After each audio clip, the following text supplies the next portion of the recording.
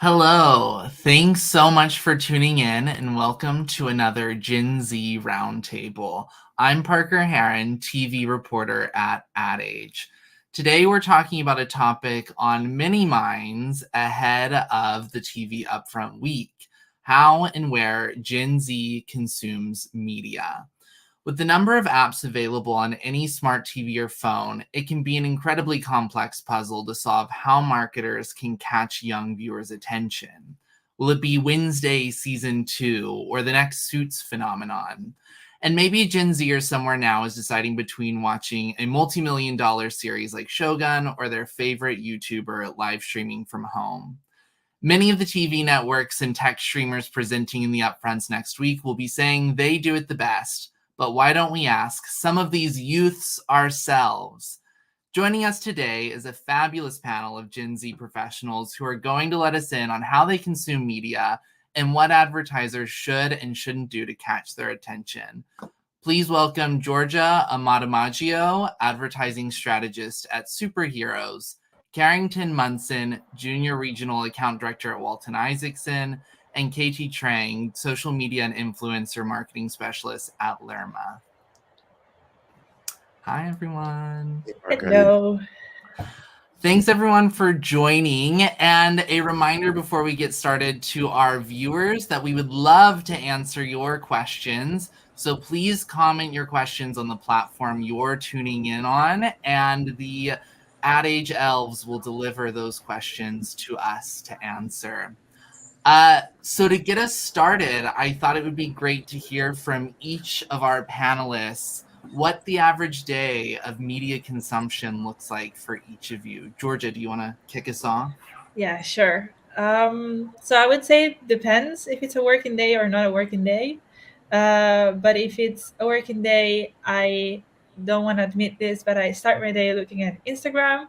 I don't have TikTok because I feel like Instagram is addicting enough for me. And then after that, when I go into work, I do use a lot of LinkedIn. I do like it a lot. And I see that other Gen Zers are actually hopping onto that. And I tend to like watch a lot of TV series, especially when I'm having like meals. I know that it's not super healthy, but I don't know. I just like it. It's a comfort show. At the moment, I'm rewatching one of my comfort show, and so I watch it with breakfast, lunch if I work from home, and dinner. I just if I'm alone, I watch that, and then I do spend a lot of time like scrolling reels on Instagram. Yeah. Carrington, do you want to take it next? Sure thing. Similar to Georgia, I definitely start my days off on Instagram, just kind of catching up on things that I may have missed the night before or the day before. I do spend a lot of my time working remotely. So I do have my iPad with me. So during lunch breaks, I find myself spending a lot of time, streaming some sort of content on YouTube, whether that be for media or advertising or, just keeping up with the news and what's going on. And when the workday is normally over, I find myself streaming, Netflix, HBO Max, or Hulu. So that's kind of what an average workday looks like on my end. Katie. Awesome. Very similar to both of them. I usually start my day on Instagram as well. I more look at it on my Explore page and I use it more so as a source of inspiration to kind of get me going for my day. Because I work in social media specifically, I'm a social strategist. I often find that I get very fatigued from being on social media, so I don't really find myself doing it throughout the workday unless it's for work. But I feel like once I'm off, a couple hours in, I'll start streaming something, and I usually am streaming something at the same time, kind of on my phone. So using multiple screens, which I think is very common within the younger generation to be on multiple screens. I like to stream a little bit of everything, so I have like all the platforms from Apple TV to Netflix to Hulu. There definitely are some favorites that I like to watch, and very similar to how Georgia said, like I have my comfort shows that I watch for sure, like especially when I'm eating and things like that. Mm-hmm. So tell us what you're watching now. A few of you mentioned your favorite apps, but if there are more or if you have more to add, what are you watching the most when you're tuning into streaming? Katie, maybe you'll take it. Yeah. So when I'm streaming, I think the main places in terms of like TV or like TV shows, I would say my number one is probably Hulu and HBO, followed by Amazon and Netflix, and then Disney when I'm feeling a little bit imaginary or like very much wanting to tune into my kid self. And then I love Apple TV, but I find myself it's very difficult for me to navigate through the platform, I guess, because it's relatively new. In terms of social media platforms, I think for me is definitely TikTok, Instagram, and YouTube. I feel like video is very much king right now. So like just the endless scrolling of short form video, it gives me moments of levity as well as moments of just like instant gratification. And so I think those are often reasons why I really stick to those three platforms. Carrington. Sure. I'll take it next. I definitely find myself watching mainly HBO and Netflix. Those are my top two choices because HBO pretty much has the majority of the shows that I want to see that are current, and they also have a lot of past shows that I, kind of like to get in my nostalgic self with, and just kind of get back in, as Katie said, with like kind of my childhood side. In regards to social platforms, I find myself on Instagram watching short form content, but I would mainly say that I focus on YouTube because YouTube just has a variety of things that I'm very interested in and really has everything that I'm looking for, and I can find it, at any given time. So. I guess it's my turn. So my top favorite one streaming service is definitely Disney Plus. I wouldn't live without it. Mostly not because I watch Disney movie as much, but I have my comfort movies, which are the Marvel movies and all the genre. It's there, and I have my comfort shows there. So it's a safe space for me. Disney Plus. Recently got HBO, but I still have to discover what's on there.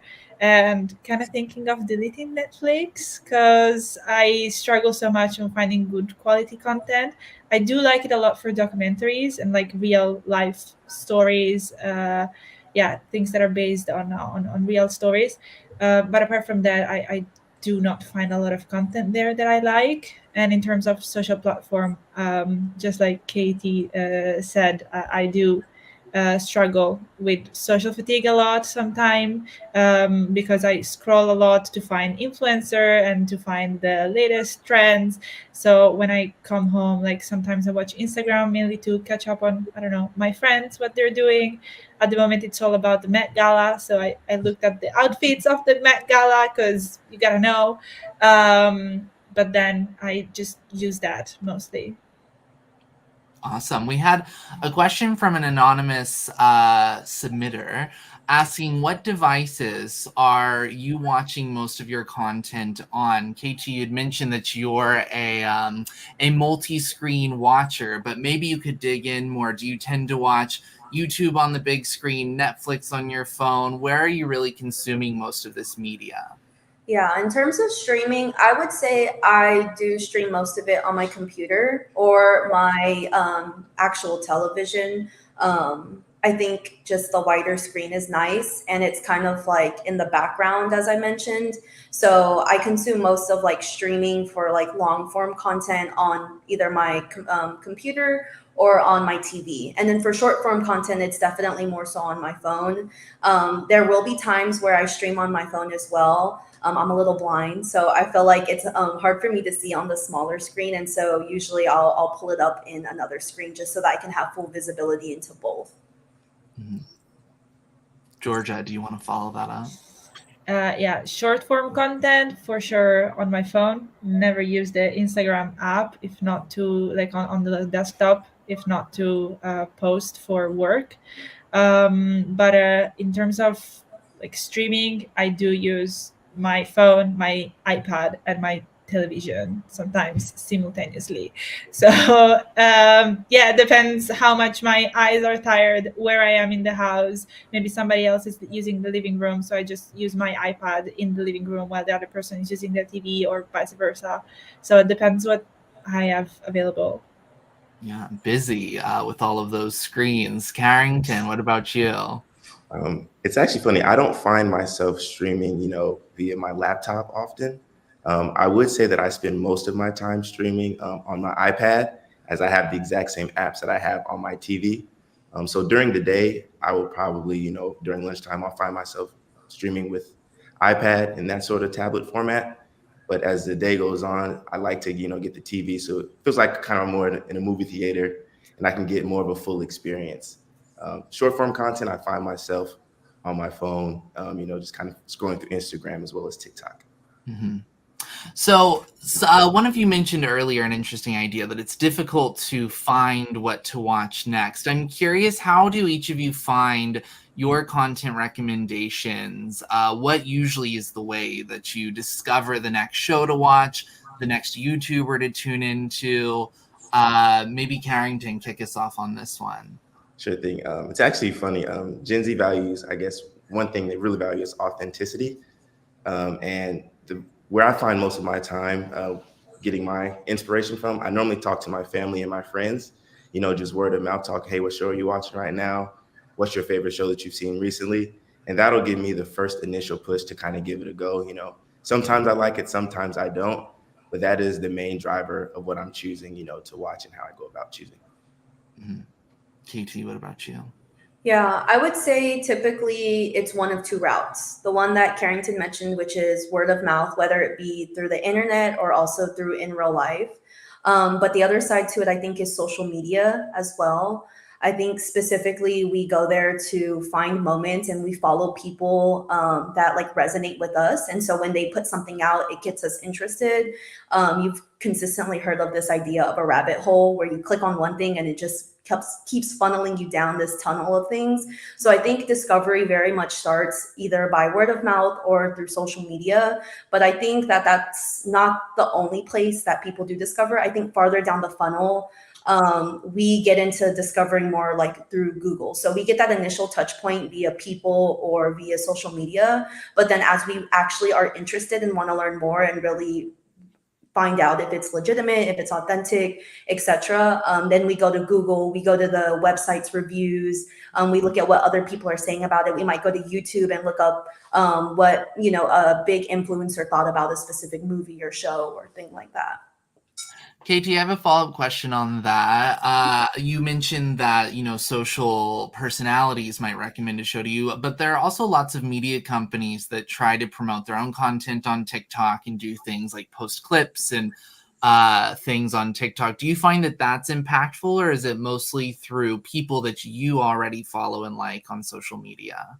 I think that it is impactful, but I think definitely hearing it from people that I know or people that I trust or people I choose to engage with rather than being advertised to has more significance. One thing that I would like just recommend to all advertisers is that like your organic presence really matters. So I think I would rather trust going to your page as a brand and discovering it myself versus you specifically targeting me, if that makes sense. So if I heard it from an influencer, for example, I would then go to your page and kind of dive into it. I wouldn't immediately go to your, like, see your ad and then want to go back to your page, if that makes sense. So I think that the organic side to it, people often miss that piece because they're so worried about thinking of the short term and what's affected right then and there, but they don't think of the long term and the experience that I think that Gen Zers kind of go through where they have multiple touch points kind of everywhere. So that's just a tidbit of what I think. Yeah. Georgia, do you have anything to add on content discovery? I do discover content a lot through just seeing short form content about the content. So maybe I'm scrolling on Instagram and my algorithm know that I like very weird stuff, and then he proposed me like snippets of shows, and then I'm like, oh, maybe this is interesting because I already watched a little bit of it. It's like a small trailer, and then I can watch further. I do not really listen to my friends and suggesting me TV shows because sometimes they suggest me stuff and I'm like, I don't know, doesn't really fit sounds like me. So, and I also don't like to watch shows who has become too popular. Maybe I don't know, maybe it's me, but like I don't know, Game of Thrones. I never watched it. I'm sorry. I was gonna be a lot of haters. I know, but it became too popular, too big, and when it was popular, I did not watch it. and now I don't want to start from scratch. Same with, I don't know, La Casa de Papel. A lot of people loved it, never started it because it became too popular, and I didn't want to start at that point. So yeah, I don't know. I feel like it for me it's firsthand. I have to see it. If I like it, I continue. Otherwise, I just don't. Yeah, I want to piggyback off of Georgia. I agree that I feel like if something becomes too popular, it makes me not want to watch it. And that's not to say I'll never watch it, but I think during the hype period, I hold off a minute. And I think the reason is like I want to be able to form my own opinion about the show and how I feel about it. And so sometimes I think I wait a little while because Game of Thrones, when it came out, I did not watch it, but I watched it a couple years ago, and that's whenever, like, you know, like you said, like you discovered it yourself and you were able to form your own opinions about it and stuff. Absolutely. Yeah. Me as a millennial, I have too much FOMO to miss out on the popular show. I would like to know, as each of you are streaming TV, what are the types of ads or a specific ad that jumps out at you? Is there any in recent memory that made you stop and think, wow, I would like to know more about that brand, or engage with their interactive ad, or anything like that? Georgia, do you want to? I was thinking about it, but there is no ad that came to mind that came along when I was watching media. So if I watch Netflix or if I watch Disney Plus, the only ad that there is, it's maybe product placement. But then as I watch very old shows, it could be like a Coca-Cola product placement in Friends or a Nike product placement in Friends that now maybe it's not that relevant anymore, if not for, like, you know, let it state how much of a brand love that is right now. And when I scroll on social media, I literally like zone out when I see ads. I just scroll through. I have no idea what people what I'm being advertised for, because I never watched it, because you can see directly what's an ad and what's not. And I find it very frustrating, and that's maybe sometimes that's the reason why I switch off Instagram, because I look at a story and then there is an ad, and then I look at another story and there is another ad, and I'm like, okay, I'm done. I just switch it off and do something else with my life, which maybe it's better, but you know, it's also kind of annoying. I don't know if the others have the same. Yeah. Are we all experiencing this ad fatigue? Carrington, I saw you. Yeah, I'm definitely experiencing ad fatigue. Most times if I'm watching, short form content on YouTube, I normally just click through a lot of the ads that I see without even giving them a chance. But I am a big sports and entertainment guy, so a lot of the ads that I've seen recently that resonate with me are movies. So a recent movie that just came out, if I'm not mistaken, is called The Longer Game. I really enjoy golf, so that one stuck with me. So I watched the ad, and I end up going to Amazon Prime and end up buying the movie, to watch it fully. So some ads do find its way to making it through the entire funnel to getting me converted, but it is very unlikely, I will say. As Georgia said, I find myself just kind of just scrolling through and not really paying them much attention. Is there anything about that movie trailer, the ad for it, that made you stop and watch it rather than just pass through beyond, or is it just because you like the subject matter? Partially because I like the subject matter, but I think it brought back nostalgic vibes from a golf movie that I saw when I was a kid called The Greatest Game Ever Played with Shia LaBeouf. So I compare all the golf movies that I see kind of to that. And so seeing is like, okay, let me see how this kind of compares to it. So it just had like two sort of levels of interest to it. But I say the more reason was that I just kind of wanted to see what it was like in regards to the greatest game ever played, and if it kind of leveled up in that sense. Mm-hmm. And did you say where you saw that ad originally? I originally saw the ad on my phone, funny enough, scrolling through Instagram, and I saw that it was on Prime, and I utilize Prime very often. So that's when I transitioned it and ended up buying it on Prime Video. Okay. KT, what do you have on this? Yeah, I think in terms of streaming, like on a TV or like watching shows, I'm not very much interested by the ads either. As I mentioned, I'm usually on multiple screens. So the minute that an ad comes up, I'm usually either on my phone, going to grab a glass of water, feeding my dog, etc., whatever it is, for those 2 minutes that I have. In terms of social media, I think ones that have really amazed me are ones that they're starting to add a bunch of more interactive features, which I think is really cool. And I think that Gen Z in general appreciates the interactiveness because everything is so virtual. I think though that brands do a better job of advertising when it doesn't feel like advertising. For example, like commenting on a TikToker's video and then people like responding to the brand that commented, or you know what I mean, sharing someone's content that's an influencer. I think that's a much better way to like get people interested in the brand than to like advertise to them. Because I feel like the same way that Carrington said, like it's very rare that I'll actually convert. Don't get me wrong, like I might enjoy the subject matter too, but it's just more like in that interest level. I think I need like more touch points and more like authenticity. I think we really value community and like this idea of like one-to-one interactions. So I think like brands doing community management are like really winning. You see Duolingo on TikTok, like people love them, people know them. I feel like there's been an increase, like they respond to stuff. And I feel like that entices more people to go and use Duolingo than like them putting on an ad to me. Mm-hmm.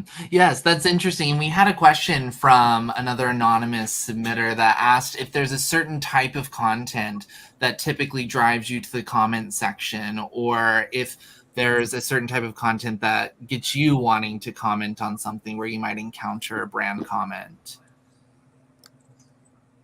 Go ahead. Hi, Carrington. I would say that as Gen Z, we have an affinity for humor. So anything that's funny and eye-catching will definitely be something that will drive me towards it. But the main thing is our purchasing power is tied, with our values. So if we care enough about a subject and we really support it, that will be the overall and overarching goal of what will make us, support, a certain brand or ad. Mm-hmm. Yeah, I agree. I think that in terms of what gets me to go to a comment section, like the video has to be something surprising, something thought provoking, something like a mic drop statement that you're just like, oh my God, I got to see what people are saying about it. And then just something that's very relatable that you want to go and see what other people are saying because so many people feel that way. So I think, yeah, again, going back to, I keep emphasizing this idea of community, but I think it's so important because like the TikTok community, you see them with niches and where people are trying to, how he said, like self-express and self-identify with the values and the morals that they believe in. And so I think, yeah, content that is just relatable as well as very thought-provoking and makes you want to see what others are saying about it. Mm-hmm.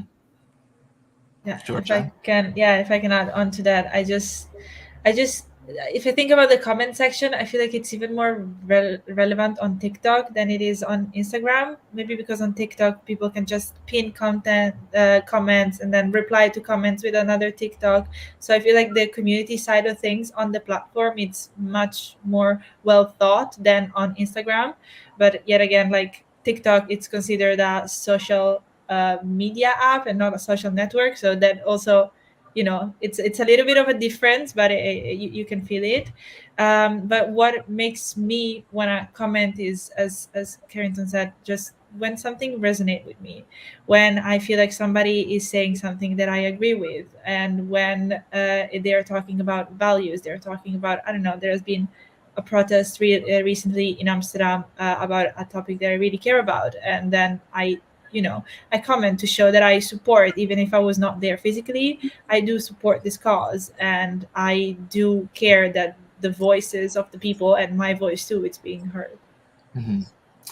Yes, I want to circle back to Katie. You were talking earlier about interactive ads on social media and engaging consumers. Carrington, you said that you had purchased a movie on Prime Video because of an ad on Instagram. We had a question from Florencia on LinkedIn who asked, I'd like to know if you buy anything while you're navigating on social platforms. I'm curious, maybe there's a key we can pull out about what's a social ad that might make you stop and go to the TikTok shop, and what's one that you're going to scroll right past?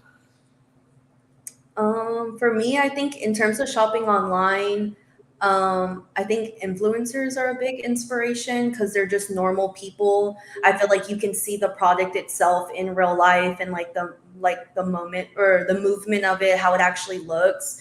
I noticed that a lot, like especially with TikTok, they've been trying to increase like shopping via live stream, very similar to like throwback, like if you watch at 2 a.m. they have like the jewelry that you can see on the TV channels, but it kind of gives the same similar vibe. And one thing that I think is like super interesting about that is like we're seeing the product in real life. seeing how it moves, how it looks on different people, maybe people who are like look more like ourselves or more representative of us. And so I think influencers and live streams and like really showing the product in an array of ways is very important. I think that we do still shop in person because, like I said, I think it's important to us with the quality of just products in general. Nowadays, I feel like it's very much gone down. You see, like a lot of things that used to be in glass containers are now in plastic, or like just, fast fashion is a big thing as well. And so I think quality does matter to us. And so I think in person does matter. But I think there are other ways that you can supplement if it isn't in person, you know what I mean, through these different interactive ways to advertise. Mm-hmm. Yes. Georgia, did you have something to add on shopping on social? So I am based in Amsterdam, Europe, and social TikTok shop it's not available here. So I cannot relate with that. But I do not find myself a big fan of online shopping, honestly, because I still feel the need of going to a shop, trying on things, and now the first thing that I think of it's clothes. But still, I do want to see the products that I'm buying. But I do buy a lot from Amazon. I have to be honest, and I do think that there is a little bit of a barrier for me, and I see it with some of my friends too. So even when I see an influencer posting their content, I'm a little bit skeptic because I don't know, is the quality good? I mean, the influencer could have been paid to do that or could have been sponsored to do that. And now working in advertisement myself, I do see this mechanism when I consume content, so I'm even more skeptic, like maybe they are promoting just because they want to get paid and not because they actually care about the content. So I don't Mm-hmm. know. I find myself as a skeptic as well, specifically from an influencer perspective. Influencer partnerships are one of the main things that advertisers are doing these days. So I know that it's not really earned media. So I prefer, if I see something that I like online, whether that, let's say Instagram, for example, if I'm looking at some sort of sunglasses and an ad pops up, I may give it a look. I may, click through what else they have. But again, touching on what I said earlier, focusing on like friends and family recommendations. If I see a friend wearing something, or if I see, oh, I've seen that online, that will kind of give me the extra push. I am still a very, in-person shopper. I will look on websites to see, what's available, and then I'll transition that and end up going into the store and seeing if they have, what I need, and kind of going about purchasing that way. Mm-hmm. Yes, we had a question from another anonymous asker that I want to get to before we run out of time. It is another kind of US-centric question because there is if there is a potential TikTok ban in the US, we had a question about if TikTok goes, where would Gen Z probably land in other apps or media? Katie, I feel like maybe you have a good thought on this to start us off with. Yeah, I am not sure if they would flock anywhere. I don't think any of the social platforms at this current moment embody what TikTok does for this group. I can imagine that they would split their time amongst the various platforms that exist. And I do imagine that, I mean, we saw with Be Real that came out. And various other social platforms that were emerging, I could see there being a completely new app just developed. And then if not, like I said, I think we would split our time amongst the various apps that we're already consuming because there's nothing that really matches the level that TikTok brings, I think, compared to other social platforms. Mm-hmm. Carrington. Yeah, it's funny. Roughly, I think 78% of Gen Z uses TikTok. So, like KT said, I don't really see them, replacing that. But I do feel like a secondary app that Gen Z uses often is Instagram. I find myself on Instagram a lot, as a place, to buy time. And yeah, I feel like there would be another app that would come and replace TikTok. But until that time comes, we won't really be able to know. Mm-hmm. And Georgia, you must have an opinion on what a TikTok replacement could be, even if you are maybe not facing the same legislation as we are in the US. And I also don't use TikTok myself, so I'm an outsider there. But I do agree with Casey that there's gonna be another app, there's gonna be another thing. Like also Snapchat was so big and then got so down very quickly, and still people were not demotivated by that. And I do hope that a lot of people are gonna be actually switching off, because also that's another big trend that I've been seeing also with myself and my friends, the need of actually getting off social media. So if that happens, I don't think it's that bad, honestly, for us, like as human beings and society. Well, that is a great note to end us off on, the good of humanity and society. So thank you so much to Katie, Georgia, Carrington, all of you for joining us today. And thank you to everyone who tuned in. If you would like to hear more about the state of TV advertising and media, and what marketers should know heading into this year's upfront season, check out Ad Age's TV and Streaming Summit in New York City on May 21st and 22nd. We'll have all of the ad chiefs from the major media companies, as well as discussions around top trends in this year's market, including more on how to reach Gen Z in TV. Thank you, everyone, for tuning in.